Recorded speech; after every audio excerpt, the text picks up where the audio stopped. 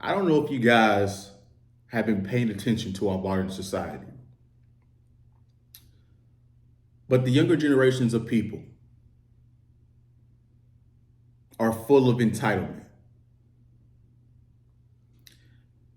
Now, this isn't by mistake, where there's a list of things that I'm gonna go through in this video as to why and how we've cultivated a society of entitled individuals. I don't know. This let me start here. This conversation stems from an in-life conversation I recently had with some friends, right? We were going back and forth about your education system, and I heard some things that I'm going to break down in this video that are pretty startling to say the least, right? Our society is stemming downwards.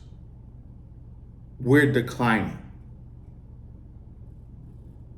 And education is one of them.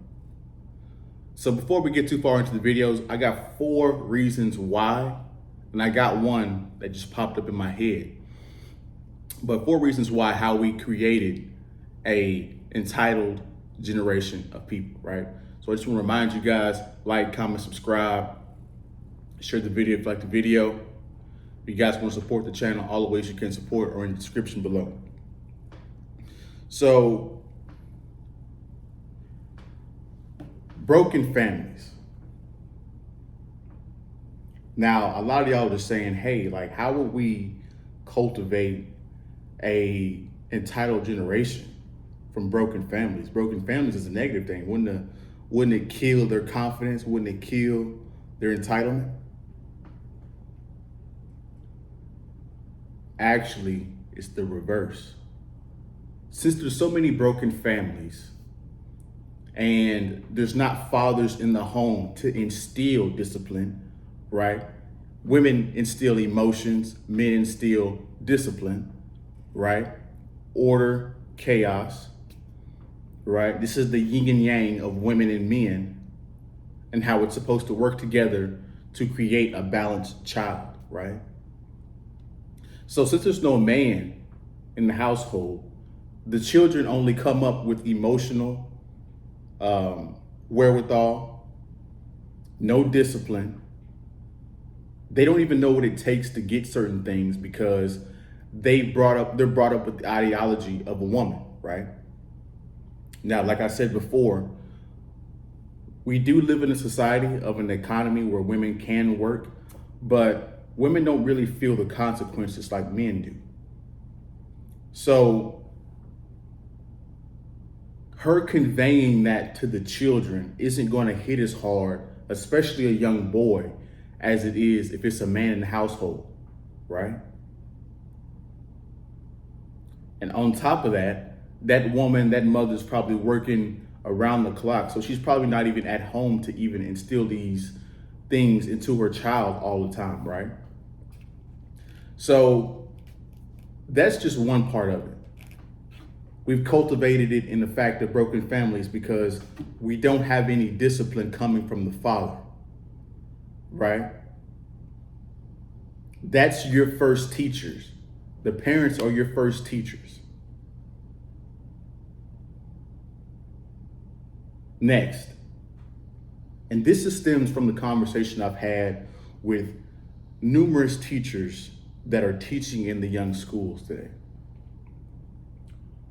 Did you guys notice, or do you guys know, that in today's educational system, they've made it to where it's hard to discipline and punish the children?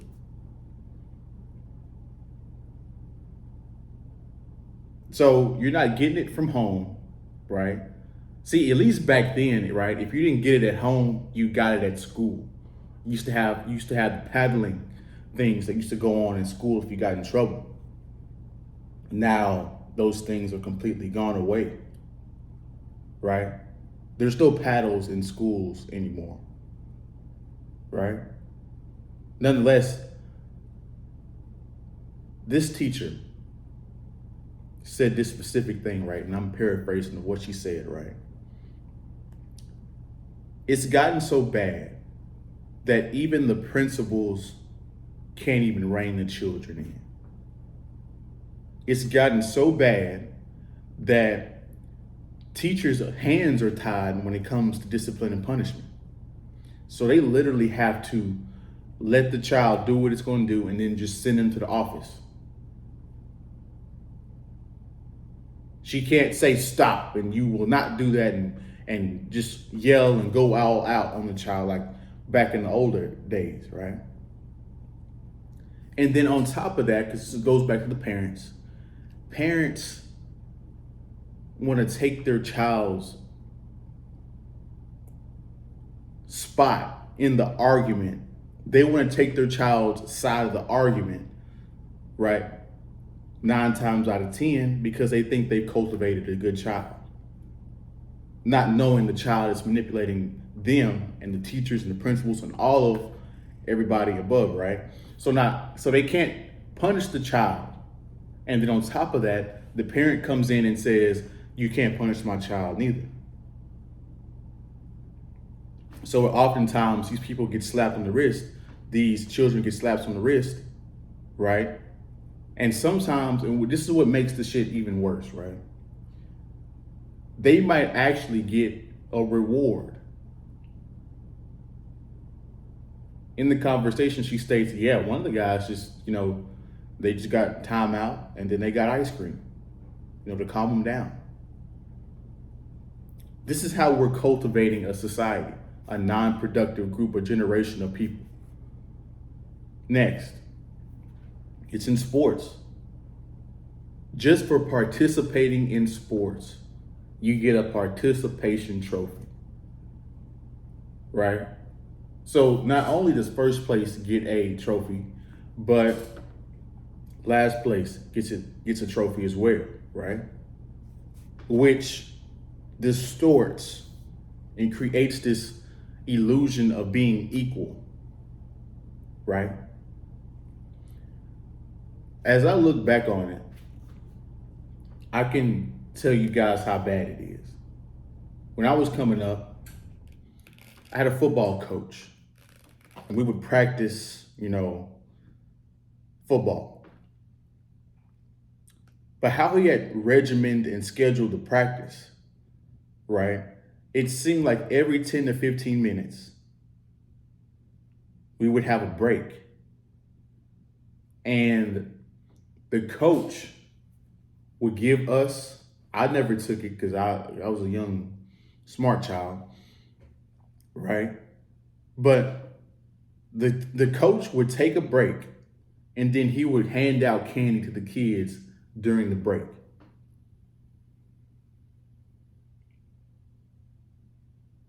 Think about that for a second.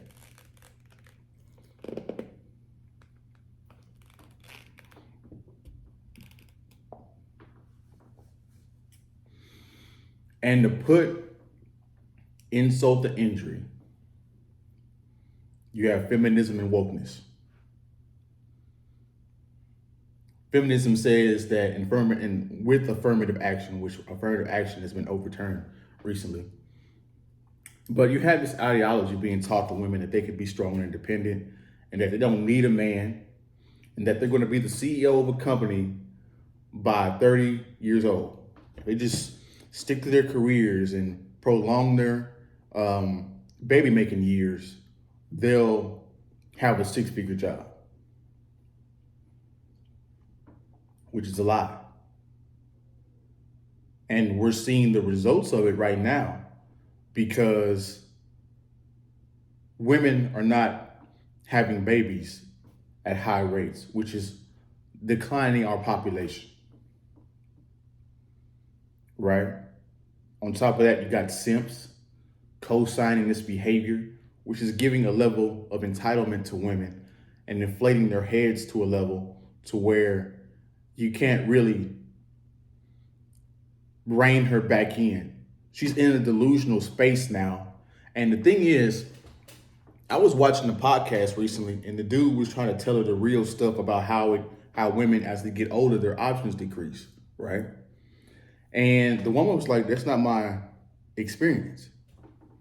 And I see where the guy was talking about, what he was talking about, what he was trying to explain. And he was right. But there's one calculation that he forgot to calculate, that he forgot to bring into the conversation. And that is these simps and these thirsty men that are losers, or they're just simply lack dick discipline, they're going to go after these women because they're easy scores. And so in the woman's head, she's like, if I got all these guys trying to sleep with me, I'm the shit. And what she doesn't realize is that's exactly what they want. They want to sleep with you, and that's it. But you can't tell her that, because if you look through her phone, if you look through her Instagram DMs, she's getting all this attention. Now, back to the wokeness, right? Wokeness promotes, wokeness has co-opted so many things, right? You got children holding up rainbow flags. You have children reading sexualized books at young ages. They're priming the children for this ideology. And the evil thing about it is that these are young children. They're going to take what the adults say as the truth. Right? So they're manipulating these children into an ideology and propaganda of believing this to actually be what their goal in life should be. So you have mental health.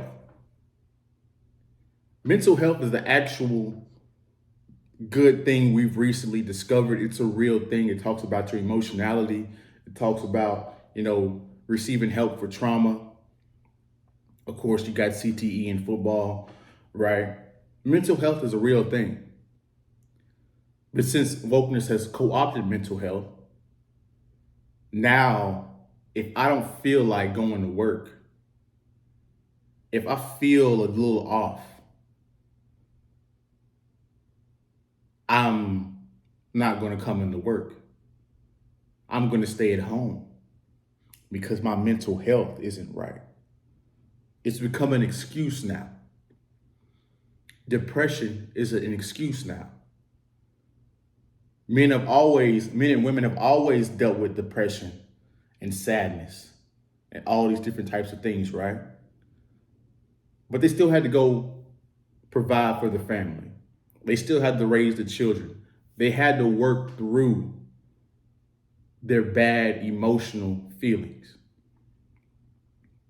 But in today's world, where we promote feelings over discipline, feelings and how you feel and how you do certain things, we promote that instead of structure, which distorts the mind of young people and gives them an entitlement to not do certain things because mental health. Well, I'm not going to do that because that doesn't feel right.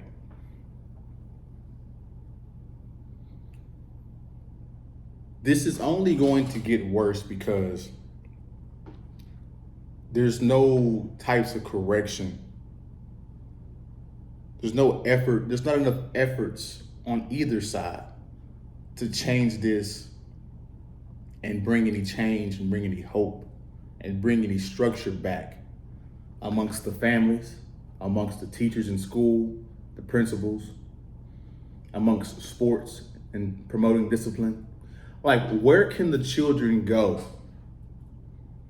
to receive discipline, to receive structure, if they don't have it at home, if they don't have it at school?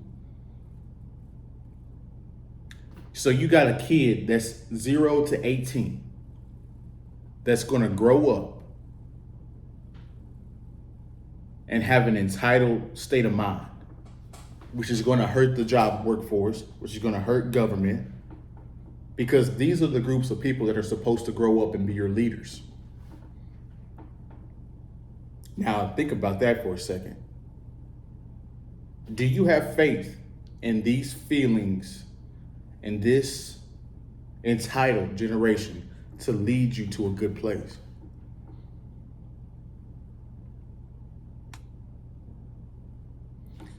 That's my video. I want you guys to like, comment, subscribe, share the video if you like the video. And if you guys want to support the channel all the ways you can are in the description below. I appreciate you guys watching to the end. You guys have a good day, good week, and we'll see you in the next one. Peace.